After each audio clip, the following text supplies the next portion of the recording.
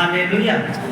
और मैं भी आपसे वायदा करता हूँ, आप जितना चर्च के साथ वफादार होंगे, मैं उतना आपको छुटकारे में इस तरीके से लेकर जाऊंगा खुदावंत की प्रेजेंस में। आप पीछे मुड़कर देखेंगे तो कुछ भी आपको खुशियों के सिवा नजर नहीं आएगा। आगे भी आप देखेंगे तो आपको आसान खुशियों के सिवा आगे भी उसको छोड़ कुछ नजर नहीं आएगा। आपके दाएं बाएं बरकतें भी आशीष होंगी और खुदावंत का हाथ आपके सर के ऊपर होगा। हालेलुया। आप मेरी ताकत बन जाओ और मैं आपकी ताकत बन जाऊं। देखना खुदावन हमारी ताकत को जोड़कर शैतान को ऐसा डंडा मारेगा।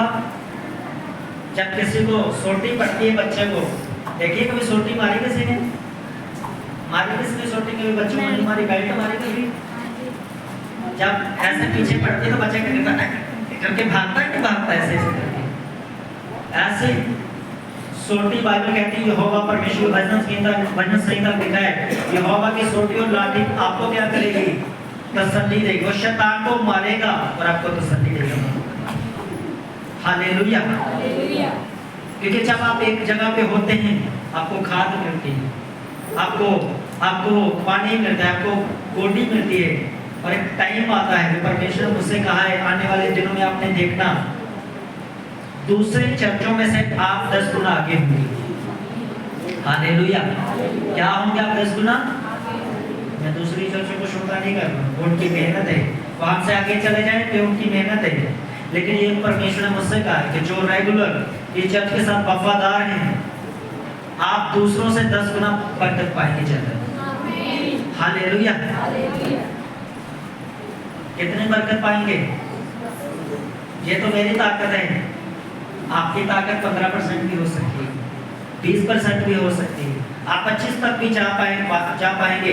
लेकिन उसके लिए क्या करना पड़ेगा? ये तो मैं बता रहा हूँ कि ये मेरा जोर है, मैं स्पिरिट में हूँ। अगर आप इस स्पिरिट में आ जाएंगे, आत्मा में आ जाएंगे, तो आप 10 से 15 भी जा सकते हैं, 20 भी जा सकते हैं। हालेलुया। और मैं कहता हूँ अगर सब एक जैसे हो गए तो 100% हमारी होगी। हालेलुया।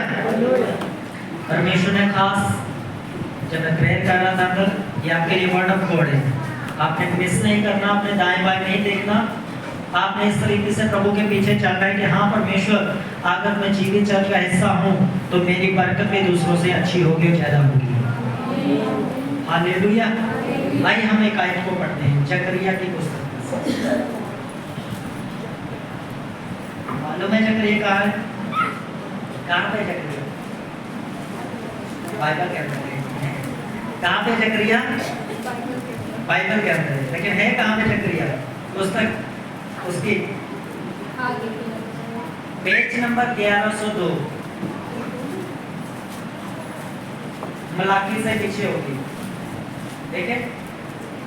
पुराना नेम की लास्ट वाली दूसरी का सेकंड लास्ट, मत्ती के पीछे मलाकी और मलाकी के पीछे जकरिया। पेज नंबर 1102, 1102,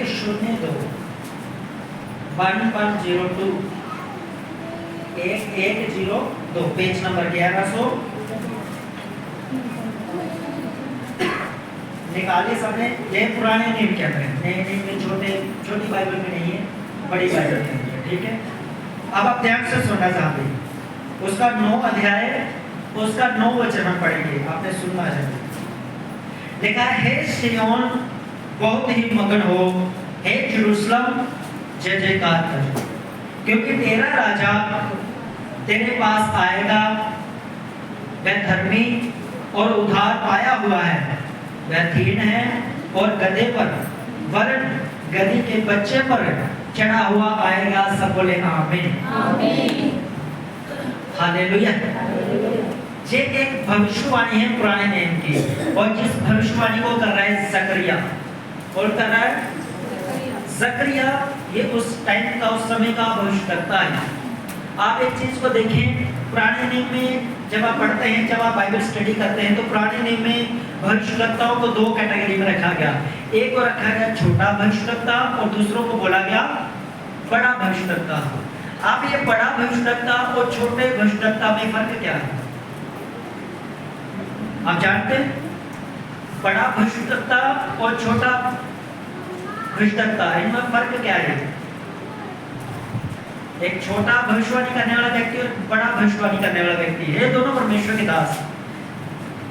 इसमें छोटा और बड़ा इसलिए बोला गया, वो प्रभु के दास बराबर थे, लेकिन जिन्होंने जैसे यशायाह ने बड़ी पुस्तक लिखी, 66 अध्याय लिखे, तो उसको बड़ा भविष्यवक्ता बोला गया। तो इसमें 12 अध्याय लिखे जकरिया ने, तो इसको छोटा भविष्यवक्ता बोला गया। सिर्फ लिखावट में हे परमेश्वर के दास सब भविष्यवाणी करने वाले, लेकिन छोटा और बड़ा कहाँ बोला, इनको बताया गया इनकी लिखावट के ऊपर। जिसने बड़ी पुस्तक लिखी उसको बड़ा भविष्यवक्ता बोला गया, और जिसने छोटी पुस्तक को लिखा उसको छोटा भविष्यवक्ता लिखा गया। लेकिन परमेश्वर का आत्मा दोनों में सेम काम करता था। हालेलुया। तो इसलिए आज भी लोग बोलते हैं वो बड़ा पास्टर, वो छोटा पास्टर, बोलते कि नहीं बोलते? लेकिन आपको मैं एक चीज बताता हूँ। एक बार क्या हुआ, मैं आपको पास्टर की पहचान करना सिखाता हूँ। एक बार क्या हुआ, हम प्रेयर पे गए कहीं पे, तो मैं प्रेयर में अपने साथ एक व्यक्ति को लेकर गया, अपने ही रिश्तेदारी के अपने भाई को लेकर गया। और वो भाई जो मेरे साथ गए वो मोटे और मुझसे जवान तगड़े, सेहत उनकी है पूरा, तो मैं उनके साथ में कुछ बना लगूँ। तो जिस फैमिली के अंदर मैं जा रहा था वो नई परिवार, उन्होंने मुझे देखा नहीं, फोन से बात की हुई थी। तो जब हम उनके घर में गए तो वो मेरे भाई को जो मेरे साथ गया उसको आओ जी बैठो बैठो। तो मैं देख रहा हूँ उससे बात ही नहीं कर रहे, ये बात क्या हो रही है? एक्चुअली में उन्होंने सोचा कि ये पास्टर हैं, और जो मैं दुबला पतला उनके साथ, ये पास्टर नहीं है। जब उनको बाद में पता चला पास्टर तो ये, तो फिर बड़ा खुशी वाला माहौल हो गया। हालेलुया। तो इसलिए बाइबल कहती है परमेश्वर का देखना मनुष्य जैसा नहीं है, मनुष्य बाहर से देखता है लेकिन यहोवा परमेश्वर अंदर से देखता है। हालेलुया।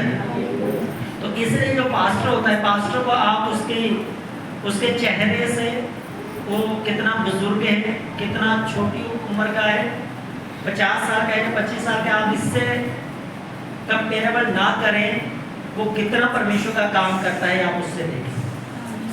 हालेलुया। वो कितना परमेश्वर का काम कर रहा है। तकरीबन जहाँ पे हमारे 3 तहसीलों में, फतेहपुर तहसील में, इंदौरा तहसील में, नूरपुर तहसील में, जितने भी पास हैं तकरीबन सब मुझसे पहले की सेवा कर रहे हैं।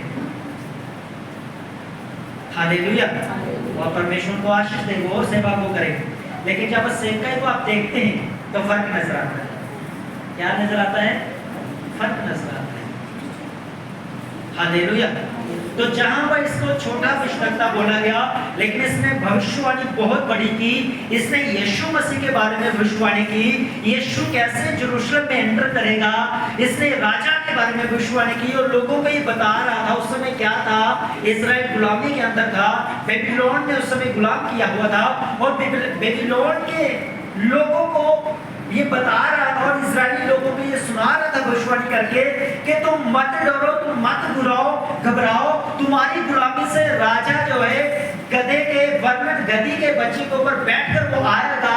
राजा आएगा, वो हमें हमारी गुलामी से छुड़ाएगा और हमें एक स्वतंत्र देश में, आजाद देश में वो हमें लेकर जाएगा। हमारे अपने देश यरूशलेम में, अपने घर में, हमारे अपने घर में वो हमें लेकर जाएगा।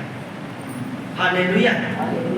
तो लोगों को लगा कि प्रभु यीशु मसीह जो है, मसीहा जो है, वो राजा बनकर आएगा। इसलिए बरअब्बा और यीशु मसीह के अंदर टकरार हुआ। बरअब्बा जानते हैं आप? डाकू। जब 2 व्यक्तियों को क्रूस पर चढ़ाने का उस समय ऑप्शन थे, एक बरअब्बा और दूसरा यीशु मसीह, और ऑप्शन भी 2 ही थे कि दोनों में से एक को छोड़ दिया जाए, चाहे यीशु को या फिर बरअब्बा को। ये डिसाइड लोग करते थे, राजा डिसाइड नहीं करता था, क्योंकि उस समय यरूशलेम के अंदर फसह का त्योहार होता था। वो त्योहार जब इजरायली लोग, मूसा ने जब उनको गुलामी से, फिरौन की गुलामी से 10 विपत्तियों होने के बाद जब उनको लाल समुद्र पार करके एक आजाद देश में, कनान देश में जब उसने अपनी जर्नी शुरू की। हालेलुया। आप ध्यान से सुनना, उसने क्या भविष्यवाणी की कि राजा हमें गुलामी से बाहर निकालेगा। और जहां पे ये क्या कह रहा है, जकरिया ने क्या भविष्यवाणी की? कहता है, हे सिय्योन, हे बहुत ही मगन हो, हे यरूशलेम जय जयकार कर, क्योंकि तेरा राजा तेरे पास आएगा, वह धर्मी और उद्धार पाया हुआ है, वह दीन है और गधे वर्ण गधी की बच्चे के ऊपर चढ़ा हुआ आएगा। हालेलुया। क्या लोगों को आश्वासन दे रहा है कि जो राजा है वो आएगा। और राजा की क्या पहचान होती थी पुराने नियम के अंदर? जब किसी को राजा बनाया जाता था, जब किसी को राजा घोषित किया जाता था, तो राजा को सबसे पहले जो है अनटचेबल चीजें दी जाती थी। यानी जिन चीजों को किसी ने इस्तेमाल नहीं किया उनको इस्तेमाल करने के लिए पहले राजा को दिया जाता था। हालेलुया। और स्पेशली गधे के बच्चे के ऊपर। तो मैं ये जब प्रेयर चल रही थी, जब मैं सोच रहा था कि जब कोई राजा बनता था उसको पहली बार गधी के बच्चे के ऊपर या गधे ऊपर उसको बिठाकर क्यों लिया जाता था? क्यों घोषणा की जाती थी उसके ऊपर कि ये राजा बनने के लिए योग्य है? क्योंकि दो पहलू है। अगर कोई बुरा काम करता है तो उसका मुंह काला कर कर उसके गले में जूतों का हाथ पहना कर उसको कहाँ बिठाया जाता है? बताओ कहाँ पे, कहाँ घुमाया जाता है? इसलिए ये कौन है, उसकी पहचान होती थी, इसलिए ये काम किया है। उसी प्रकार राजा को भी घोषित करने के लिए गधी के बच्चे के ऊपर, गधे के बच्चे के ऊपर, जिसको किसने कभी यूज ना किया हो, फर्स्ट टाइम यूजिंग एज, जबकि गधी के बच्चे को पहली बार इस्तेमाल करके उसको उस व्यक्ति को उसके ऊपर बैठाया जाता था, गधी के बच्चे के ऊपर, और उसको पूरे उस एरिया के अंदर घुमाया जाता था और फिर परमेश्वर के भवन में मंदिर की ओर उसको लेकर जाया करते थे। और उस मंदिर में जाकर उसको ये घोषणा करते थे परमेश्वर के सामने, जाजक उसके लिए प्रार्थना करते थे, डिक्लेयर करते थे, घोषणाकर्ता उसके लिए प्रार्थना करते थे, डिक्लेयर करते थे, आज से तू हमारा राजा है। हालेलुया। क्या करते थे? तू हमारा राजा है। अब जकरिया क्या बात कर रहा है? यीशु मसीह की बात कर रहा है कि जो राजा हमें जो गुलामी से छुड़ाने के लिए आएगा वो दीन है, वो धर्मी है, वो उद्धार पाया हुआ है। कह रहा है कि सब क्वालिटी उसके अंदर है, वो परमेश्वर की ओर से होगा और हम जिस प्रकार की आजादी चाहते हैं वो आजादी हमें देगा। लेकिन बाइबल कहती है जब यीशु मसीह आए तो बरअब्बा जब यीशु के पास गया, बरअब्बा कहता है तेरे पास लोगों की पावर है, मेरे पास पैसा और मैं डाकू हूँ, मेरे पास पॉलिटिशियन की पावर है, आओ हम मिलकर इजराइलियों को रोम की गुलामी से आजाद करते हैं। यीशु मसीह ने मना कर दिया। यीशु मसीह ने क्या कहा? परमेश्वर ने कहा मेरा राज्य जहां का नहीं, धरती का नहीं, मेरा राज्य वहां का, मेरा राज्य स्वर्ग का है। तो हमारा परमेश्वर यीशु मसीह इतना छोटा परमेश्वर नहीं है कि वो एक राज्य के लिए लड़े, एक देश के लिए लड़े। बाइबल कहती है और पूरी दुनिया में ये आज भी प्रूफ है कि जो यीशु मसीह ने कुर्बानी दी, तो जैसे लोग कुर्बानी देते हैं, एक कुर्बानी दी, अगले साल फिर कुर्बानी देना पड़ती है, हर 6 महीने के बाद कुर्बानी देना पड़ती है, हर 3 साल के अंदर एक बकरू चाहिए, पेटू कुर्बानी के लिए बलि चाहिए। लेकिन इतिहास गवाह है यीशु मसीह ने जो कुर्बानी दी वो आज भी चल रही है, और जब तक यीशु मसीह बादलों पर नहीं आ जाते ये जब तक चलती रहेगी। हालेलुया। देखो कितनी तगड़ी कुर्बानी है यीशु की, जो चलती जा रही, जो कि उसके ऊपर विश्वास करेगा, बाइबल कहती है वो उद्धार पाएगा, जो कोई उसके ऊपर विश्वास करेगा वो छुटकारा पाएगा, जो कोई उसके ऊपर विश्वास करेगा, बाइबल कहती है वो पापों से, दुष्ट आत्मा से वो आजाद किया जाएगा। क्योंकि आपका राजा धर्मी है, आपका राजा उद्धार पाया हुआ है, आपका राजा नम्र है और आपका राजा राज्य करने वाला परमेश्वर है। हालेलुया। वो राज्य करने वाला परमेश्वर है। अब जो कुछ यीशु मसीह के बारे में पुराने नियम में लिखा गया था, प्रभु यीशु मसीह ने एक एक किरदार को निभाया, एक एक किरदार को उसने पूरा किया। हालेलुया। बाइबल कहती थी वो परमेश्वर का बेटा कहलाएगा। तो बाइबल के अंदर जब भी आप पढ़ते हैं बहुत कम लिखा है, 1-2 बार लिखा है यूसुफ का बेटा। क्या लिखा गया है बाइबल के अंदर? परमेश्वर का पुत्र। बाइबल के अंदर क्या पढ़ते हैं आप? परमेश्वर का पुत्र। अगर परमेश्वर का वो पुत्र थे तो उसने उन सब विधियों को, सब नियमों को, सब कानूनों को परमेश्वर ने पूरा किया। उस बलि के बलिदान को जो आज भी चल रही है यीशु मसीह के नाम के कारण, जो भी उसके ऊपर विश्वास करेगा, बाइबल कहती है वो आज भी उद्धार पाएगा। जब तक यीशु मसीह बादलों पर नहीं आ जाते वो उद्धार पाएगा। लेकिन आज हमने यीशु को शारीरिक रूप पर ये अंगीकार नहीं करना, जैसे लोग आज बहुत ज्यादा मसीहों के खिलाफ हो गए, मसीह विरोधी हो गए। उसका कारण मालूम है क्या है? लोग ये सोच रहे हैं, धरती के लोग ये सोच रहे हैं, धर्मों के लोग ये सोच रहे हैं कि मसीह लोग बढ़ते जा रहे हैं जी, अपने एक अलग राज्य बना लेंगे, अपना एक अलग देश बना लेंगे, तो ये लड़ाई करेंगे, झगड़ा करेंगे, कब्जा कर लेंगे। पर ये चीज उल्टा है, क्योंकि मसीहत हमें ये सिखाती है, यीशु मसीह हमें ये सिखाते हैं कि हम धरती के ऊपर राज करने वाले लोग नहीं है, हम स्वर्ग के ऊपर राज करने वाले लोग हैं। हमारा राज्य धरती का राज्य नहीं, हमारा राज्य स्वर्ग का राज्य है। अगर परमेश्वर ने हमें धरती के ऊपर रखा है तो परमेश्वर हमें ये सिखाते हैं कि धरती के ऊपर हम जिस नगर में, जिस मोहल्ले में, जिस स्थान में हम रहते हैं, हम वहां पर शांति पूर्वक रहें और शांति को बनाए रखें यीशु मसीह के सामर्थ्य नाम में। अगर हमारे लिए कोई लड़ता है तो बाइबल कहती है तुम उसके लिए प्रार्थना करो। अगर हमें कोई बुरा भला कहता है, यीशु मसीह ने कहा तुम उसके लिए प्रार्थना करो। अगर तुम्हें कोई गालियां देता है, यीशु मसीह ने कहा तुम उनको कहो कि तुम्हें आशीष मिले। अगर परमेश्वर का राज्य चाहता होता तो यीशु मसीह पर ये ना कहते तुम प्रार्थना करो, यीशु मसीह ये ना कहते कि तुम उसको आशीष दो। यीशु मसीह कहते ये पकड़ तलवार पतरस, जैसे तूने कान काटा तो गला भी काट। लेकिन यीशु मसीह ने डांटा उसको, बोला हे पतरस अपनी तलवार को अपने म्यान में रख, क्योंकि जो तलवार से लड़ेगा वो तलवार से काटा भी जाएगा। और यीशु मसीह ये कह रहे थे कि मैं तुम्हें तलवार से मरने ना दूंगा, मैं तुम्हें तलवार से कटने ना दूंगा, पर तुम अपनी महिमा आपको दूंगा, अपनी सामर्थ आपको दूंगा, और लोगों को बचाने के लिए धरती के कोने कोने में मैं आपको लेकर जाऊंगा और तुम्हें अपने सुसमाचार का गवाह ठहराऊंगा यीशु मसीह के नाम में। आमीन। हालेलुया। आप सब गवाह हैं उसके सुसमाचार के, आप गवाह हैं उसके नाम के, आप गवाह हैं उसके सामर्थ के, आप गवाह हैं उसके अनुग्रह के। इसलिए आप यीशु यीशु यीशु यीशु सुबह शाम घर बाहर फोन पे हवाए पे जहां जाते यीशु यीशु करते रहते हैं। हालेलुया। आमीन। हालेलुया बोल दिया, ऊंची आवाज़ों में बोला करो हालेलुया हालेलुया। राजा के संतान हैं आप राजा के बेटे हैं, राजा की बेटियां हैं आप। हालेलुया। आप वो लोग नहीं हैं जो फिक्र करें, आप वो लोग नहीं हैं जो घबराएं। मेरी मम्मी कहावत बोलती थी, मुझे याद आती कभी कभी, वो कहते थे सरफा करे सूखी और आटा खागी। हम ऐसे लोग नहीं हैं। हम इतने ये चीज नहीं है कि एक चीज खराब हो रही है तो उसको सड़ी पड़ी चीज को लेकर हम संभाल के रखो, सड़ने दो, गलने दो उसको, मांगो खुदा अपन से। बाइबल कहती है मैं उत्तम से उत्तम तुम्हें दूंगा। हालेलुया। उत्तम से उत्तम तुम्हें दूंगा। बहनों के अंदर एक चीज होती है, आज मैं उसको निकाल देता हूँ। कितनी बहनें जो ज्यादातर फलों को फ्रिज में लगा कर रखती हैं और खाना कम देती हैं, और दिन फ्रिज में रहे पर खानियां खबरदार के हाथ लगाया।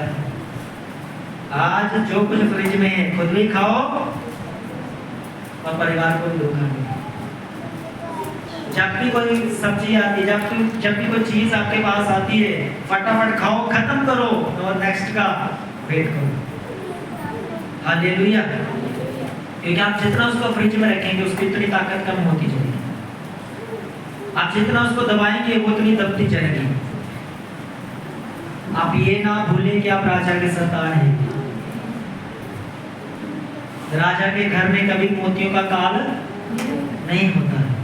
अगर आपको लगता है आपके घर में अकाल पड़ा है किसी चीज का, तो बाइबल कहती है फिर एक विधवा ने अपना सारा कुछ डाल दिया और यीशु मसीह ने उसका जिक्र किया। उसने कहा इसने स्वर्ग राज्य के सबसे ज्यादा बोया, तो जिसने सबसे ज्यादा बोया उसने सबसे ज्यादा काटा भी। बाइबल कहती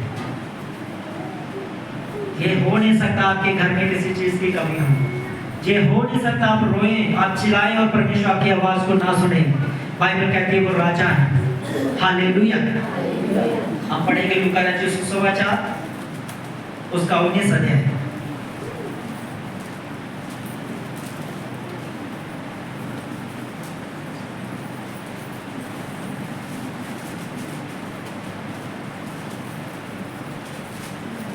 पेज नंबर 117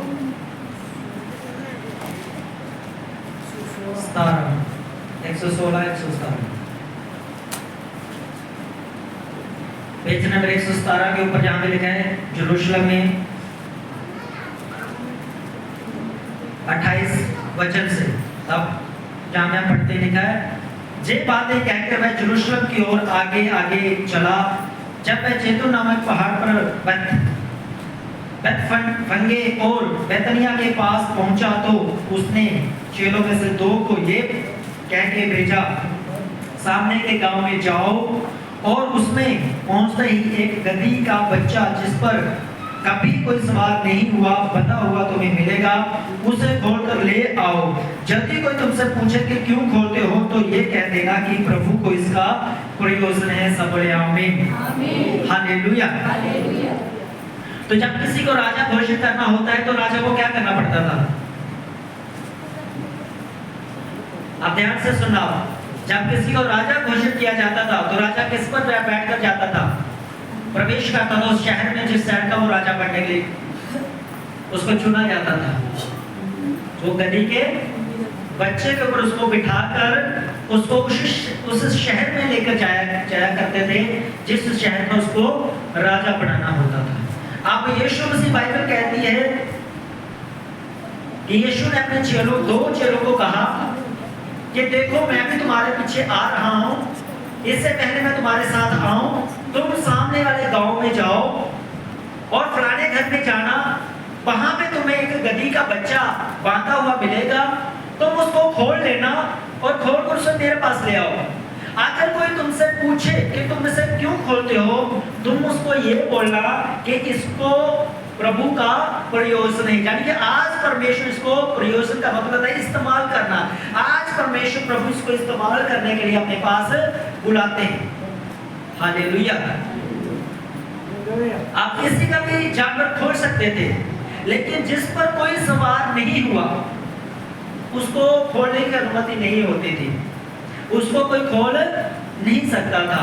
लेकिन यीशु मसीह ने पहले भविष्यवाणी कर दी और जिस गधी का वो बच्चा था और जो उसका मालिक था, परमेश्वर ने उसके दिल को पहले ही वहां जाने से खोल दिया। वो चेलों को बोला, जाओ मैंने तुम्हारे लिए रास्ता तैयार कर दिया है आत्मा के अंदर, तुम जाओ उस बच्चे को खोल कर ले आओ, क्योंकि हम क्या करेंगे, हम अभी यरूशलेम में प्रवेश करेंगे। हालेलुया। क्या करेंगे? हम यरूशलेम के अंदर प्रवेश करेंगे। और क्यों प्रभु को गधी के बच्चे के ऊपर यरूशलेम में प्रवेश करना पड़ा? आप ध्यान से सुनना। जब यीशु मसीह को क्रूस पर चढ़ाया गया तो यीशु मसीह के ऊपर जो दोष पत्री लगाई गई, उस दोष पत्री के ऊपर क्या लिखा था? बोलो, क्या लिखा था?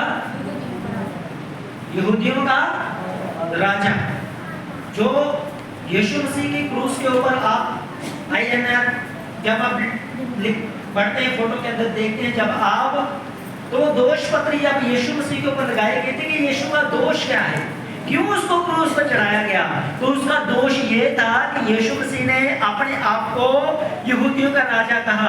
हालांकि यीशु मसीह ने यहूदियों का राजा नहीं अपने आप को अंगीकार किया, पिलातुस के सामने ये अंगीकार किया कि मैं यहूदियों का राजा नहीं परंतु मैं परमेश्वर का पुत्र हूं। दोष ये लगा था उस टाइम के ऊपर, ये दोष नहीं लगा था कि यीशु मसीह राजा है। हालेलुया।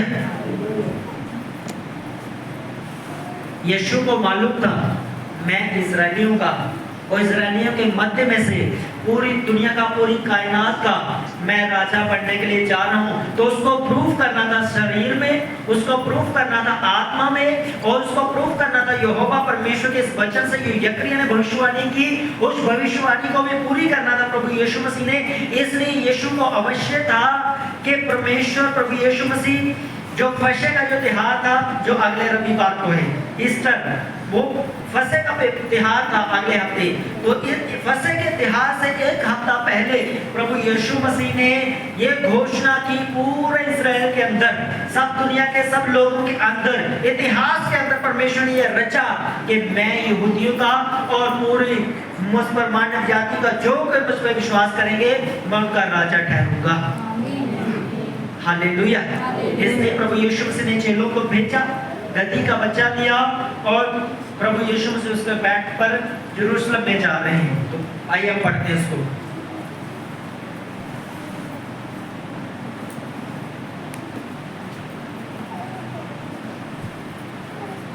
32 आयत से पढ़ते हैं अभी। जो भेजे गए थे उन्होंने जाकर जैसा उसने उनसे कहा था वैसा ही पाया। जब गधे के बच्चे को खोल रहे थे तो उसके मालिकों ने उससे पूछा, इस बच्चे को क्यों खोलते हो? उन्होंने कहा, प्रभु को इसका प्रयोजन है, जाके इस्तेमाल करना है। वह उसको यीशु के पास ले आए और अपने कपड़े उस बच्चे पर डालकर यीशु को उस पर बिठा दिया। जब वह जा रहा था तो वह अपने कपड़े मार्ग में बिछाते जाते थे। निकट आते हुए जब वह जैतून पहाड़ की ढलान पर पहुंचा तो चेलों की सारी मंडली उन सब समर्थ के कामों के कारण जो उन्होंने देखे थे नंदित होकर बड़े सबल शब्द से परमेश्वर की स्तुति करने लगी। धन्य है वह राजा जो प्रभु के नाम से आता है। स्वर्ग में शांति और आकाश मंडल में महिमा हो। तब भीड़ में से कुछ फरीसी उससे कहने लगे, हे गुरु, अपने चेलों को डांट। उसने उत्तर दिया, मैं तुमसे कहता हूँ, यदि ये चुप रहे तो पत्थर चिल्ला उठेंगे। सब बोले आमीन, हालेलुया। यीशु मसीह ने कहा फरीसियों को, तुम कहते हो कि मेरे चेलों को चुप कराओ, तुम कहते हो मेरे चेलों की आराधना ना करें, तुम कहते हो मेरे चेलों की स्तुति ना करें, तुम कहते हो मेरे लोगों को ये मुझे राजा के रूप में एंट्री ना दे।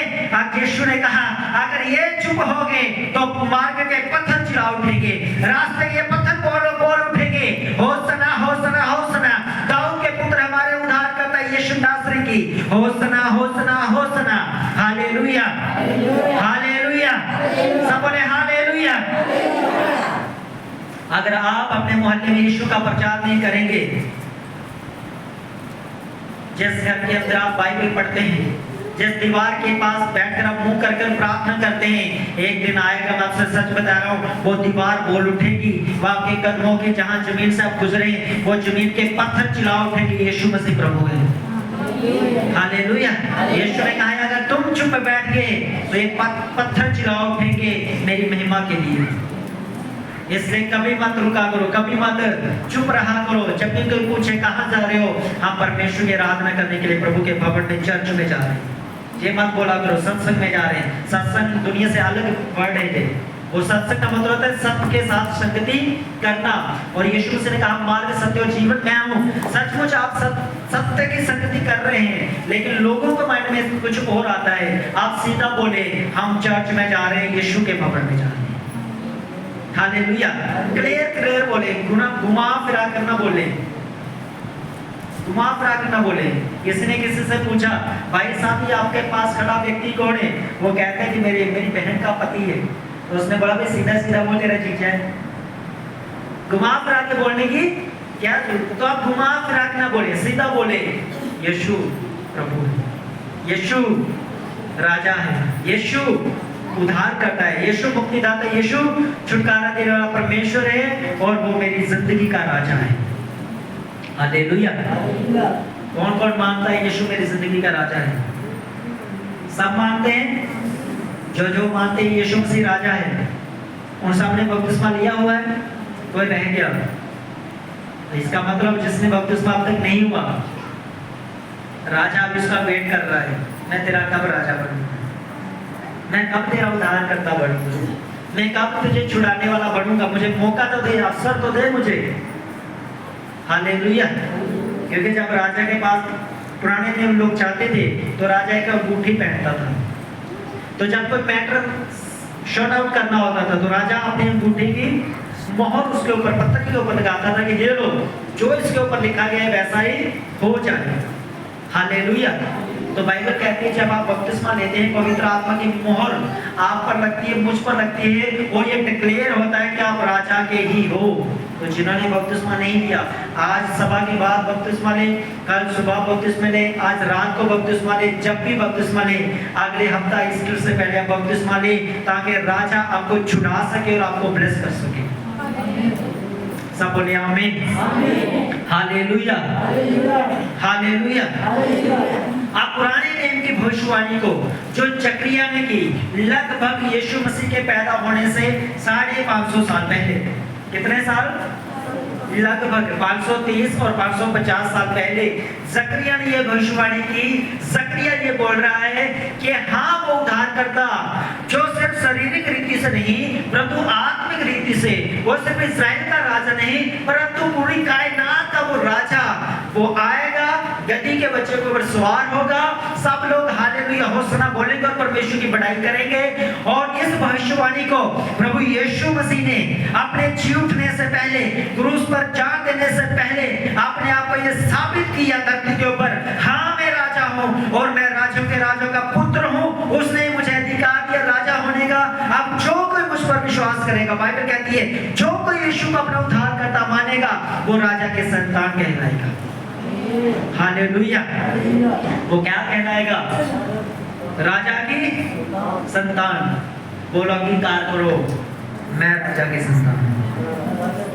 हालेलुया। मैं क्या हूं? राजा की। मैं सच बता रहा हूं, आप सच में राजा की संतान। आपका परमेश्वर वो परमेश्वर नहीं जो दुष्ट आत्माएं और आपको बोले ये मेरे हाथ का खेल का काम नहीं कि दूसरे के पास जाओ। वो राजा है, वो कहता खड़ा रहे, दुष्ट आत्मा कैसे कैसे। वो कहता उपवास कर, प्रार्थना कर, तुम जस्ट प्रेयर कर। दुष्ट आत्मा बड़ा नहीं है, प्रॉब्लम बड़ी नहीं है, उससे बड़ा हमारा परमेश्वर है, उससे बड़ा राजा है। राजा से बड़ा कोई नहीं होता है कंट्री के अंदर। हमारे देश के प्रधानमंत्री, उनसे ऊपर कोई है? हालेलुया। उसी रीति से अगर आपकी आत्मिक लाइफ में प्रभु से बढ़कर दूसरा कोई नहीं होना चाहिए। आपकी लाइफ में कोई दूसरा परमेश्वर नहीं होना चाहिए। आपकी लाइफ में कोई दूसरा ऐसा नहीं होना, जहां हल नहीं हो रहा तो वहां पे चल जाओ, नहीं, ऐसा नहीं होना चाहिए। मैं आपसे वायदा करता हूँ, जो लोग आपसे रेगुलर रहेंगे, चर्च के साथ वफादार रहेंगे, मैं आपसे सच कह रहा हूँ, परमेश्वर ने कहा है आप दाहिने बाएं मत देखना। आपकी प्रॉब्लम नहीं, परमेश्वर कहते वो मेरी प्रॉब्लम है, यहाँ से वो आपकी समस्या नहीं है, आपकी बीमारी नहीं है, आपके दुष्ट आत्मा नहीं है। परमेश्वर कहते हैं वो मेरे खिलाफ है वो चीजें, और मैं आपकी जिंदगी से, परमेश्वर कहते हैं, उनको हटा दूंगा। हालेलुया। आप राजा के पास आए हैं, आप मांग रहे होंगे राजा से, हे राजा, हे परमेश्वर प्रभु, आज मेरे घर से नशा चला जाए। मैं कहता हूँ उपवास करना शुरू कर दो, नशा 100% जाएगा। उपवास करना शुरू कर दो, दुष्ट आत्मा जाएगा। उपवास प्रार्थना करना शुरू कर दो, सारी तंगियां खत्म हो जाएंगी। उपवास प्रार्थना कर दो, सब तरह के बहन भरम आपकी जिंदगी से खत्म हो जाएंगे। हालेलुया। आपका राजा आपके साथ है, आपका राजा आपके साथ है। आमीन बोलो। आमीन। आपका राजा आपके साथ है। ये राजा आपके साथ है। डरा के जदो यहोवा मेरी भले है, हर मुश्किल विच होयो हले है। सुना है भजन आपने? सुनना, एक सिस्टर ने गाया है, बहुत अच्छा भजन है। तो आपका राजा कौन है?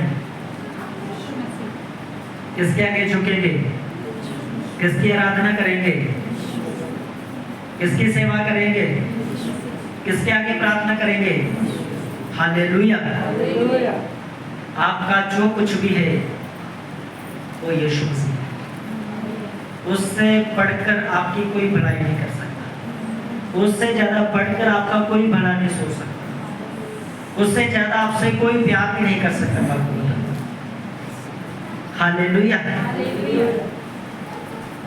वो राजा है आपका और आप राजा के संतान हैं।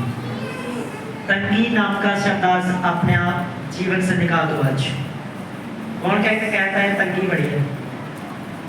कौन कौन कहता है? कहते हैं ना आज तंगी बड़ी है जी।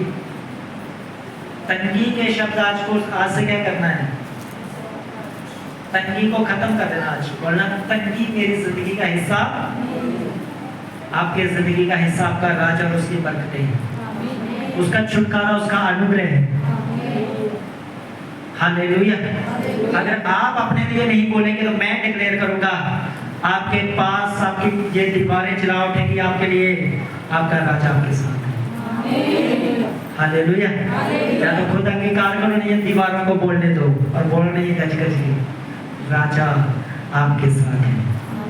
वो राजा आपका प्रभु है, वो राजा आपसे प्यार करता है, बेहद प्यार करता है, बेपनाह आपसे प्यार करता है।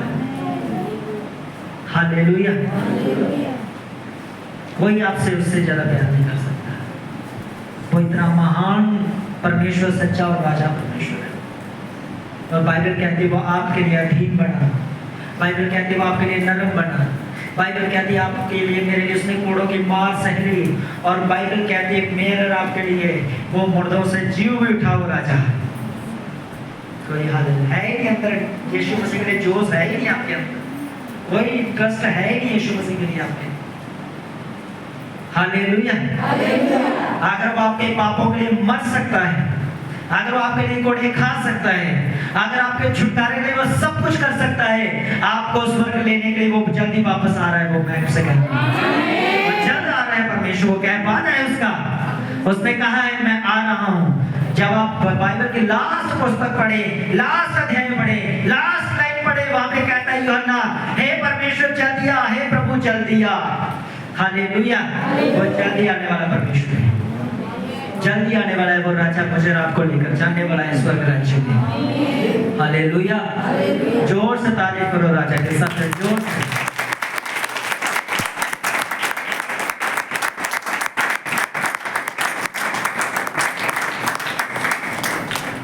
परमेश्वर आप सबको आशीष दे, सब बरकत दे परमेश्वर।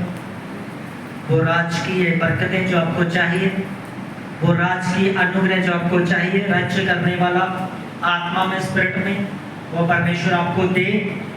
परमेश्वर सबको आशीष दे।